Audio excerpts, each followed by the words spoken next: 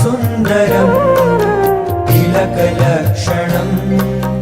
चञ्चलेक्षणम् विबुधवन्दितम् स्वामिनाथ ते वपुरिहास्तु नो नित्यदर्शने मदनमोहनम् प्रेमदोहनम् नयनगोचरम्